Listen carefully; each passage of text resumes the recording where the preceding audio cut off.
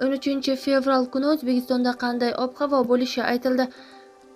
Toshkent shahrida havo o'zgaruvchan bo'ladi. Vaqti bilan yomg'ir yog'adi. Kechasi ertalab tuman tushishi mumkin. Shamol g'arbdan 5-10 metr/sekund tezlikda esa harorat kechasi 5-7 daraja iliq, kunduzi 10-12 daraja iliq bo'ladi. Qoraqalpog'iston Respublikasi Xorazm viloyatida havo o'zgaruvchan bo'ladi. Yog'ingarchilik kutilmaydi. Ba'zi joylarga tuman tushishi mumkin. Shamol shimol-sharqdan 7-12 metr/sekund tezlikda esa harorat kechasi 2-7 daraja sovuq, Ustyurtda 10-12 daraja sovuq, kunduzi 0-5 daraja iliq bo'ladi. Buxoro va Navoiy viloyatlarida havo o'zgaruvchan bo'ladi. Yomg'ir yog'adi. Ba'zi joylarga tuman tushadi. Shamol shimoli-sharqdan 7-12 metr/sekund tezlikda esa harorat kechasi 0-5 daraja iliq, kunduzi 10-15 daraja iliq. Cho'l hududlarida kechasi 0-5 daraja sovuq, kunduzi 5-10 daraja iliq bo'ladi.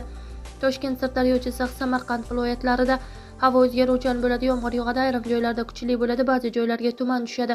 Shamol g'arbdan 7-12 metr/sekund tezlikda esa harorat kechasi 3-8 daraja iliq, kunduzi 10-15 daraja iliq bo'ladi. Qashqadaryo va Surxondaryo viloyatlarida havo o'zgaruvchan bo'ladi. Yomg'ir yog'adi. Ayrim joylarga kuchli bo'ladi. Ba'zi joylarga tuman tushishi mumkin. G'arbiy shamol yo'nalishini o'zgartirib, sharqdan 7-12 metr/sekund tezlikda esa harorat kechasi 5-10 daraja iliq, kunduzi 13-18 daraja iliq bo'ladi. Andijon, Namangan, Farg'ona viloyatlarida havo o'zgaruvchan bo'ladi. Yomg'ir yog'adi. Ayrim joylarda kuchli bo'ladi. Ba'zi joylarga tuman tushadi. Shamol g'arbdan 5-10 metr/sekund tezlikda esa harorat kechasi 2-7 daraja iliq, kunduzi 7-12 daraja iliq bo'ladi. Respublikaning tog'li hududlarida havo o'zgaruvchan bo'ladi. Vaqti bilan yog'ingarchilik, ba'zi joylarda kuchli bo'ladi. Qor ko'chish xavfi bor. Sel, suv toshqini hodisalari yuzaga kelishi mumkin.